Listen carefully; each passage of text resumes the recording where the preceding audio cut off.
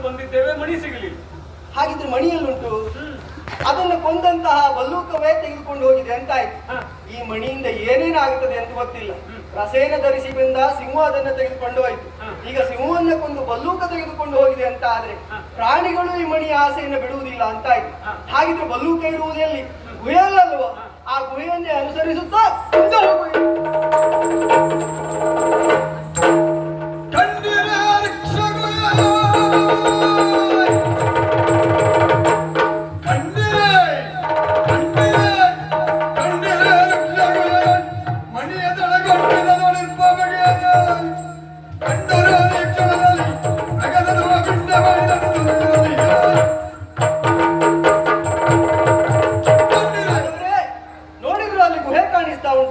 ಬಲ್ಲೂಕ ಬಹುಶಃ ಇದರಲ್ಲಿಯೇ ಇರಬೇಕು.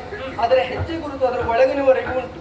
ಮತ್ತೆ ಆಶ್ಚರ್ಯ ಏನೆಂದ್ರೆ ಗುಹೆಯ ಒಳ ಪ್ರದೇಶದಲ್ಲಿ ಕಪ್ಪು ಇರುವಂತಹದ್ದು ಸೂರ್ಯನ ರಶ್ಮಿ ಒಳ ಹೋಗುವುದಿಲ್ಲ. ಆದ್ರೆ ಇಲ್ಲಿ ಆಶ್ಚರ್ಯ, ಗುಹೆಯ ಒಳಗಿನಿಂದಲೇ ಬೆಳಕು ಹೊರಗೆ ಬರ್ತಾ ಇದೆ. ಹಾಗಿದ್ರೆ ಬೆಳಕಿನ ಆಕಾರ ಒಂದು ಆ ಗುಹೆಯಲ್ಲಿ ಇದೆ ಎಂಬುದು ಸ್ಪಷ್ಟವಾಗಿ ಗೊತ್ತಾಗುತ್ತದೆ. ಅದು ಮಣಿಯೇ ಆಗಿರ್ಬೇಕು, ಸಮಂತಕ ರತ್ನವೇ ಆಗಿರ್ಬೇಕು. ಹಾಗಿದ್ರೆ ಒಳ ಹೋಗಬೇಕು. ನೀವು ಹೋಗಬಹುದಾ? ನಾವು ಕಾಡಿನ ಒಳಗೆ ನನ್ನೊಟ್ಟಿಗೆ ಬಂದ್ರಿ, ಇನ್ನು ಗುಹೆ ಒಳಗೆ ಕರೆದುಕೊಂಡು ಹೋಗಬಹುದಿತ್ತು. ಆದ್ರೆ ನಾವು ಹೋಗುವಾಗ ಒಂದು ವೇಳೆ ಕರಡಿ ನಮ್ಮನ್ನ ಕಂಡು ಹೆದರಿ ಓಡಿ ಬಂದ್ರೆ ಆ ಕರಡಿಯ ರಭಸಕ್ಕೆ ಮತ್ತೆ ನೀವು ಸಿಲುಕಿದ್ರಿ ಏನಾದೀತು? ನೀವು ಮತ್ತೆ ಒಳಗೆ ಬರುವುದು ಬೇಡ. ಹಾಗಾಗಿ ನೀವು ಇಲ್ಲಿಯೇ ಇರಿ. ಗುಹೆಯ ಒಳಗೆ ಎಷ್ಟು ಜಾಗ ಉಂಟು ಅಂತಲೂ ಗೊತ್ತಿಲ್ಲ.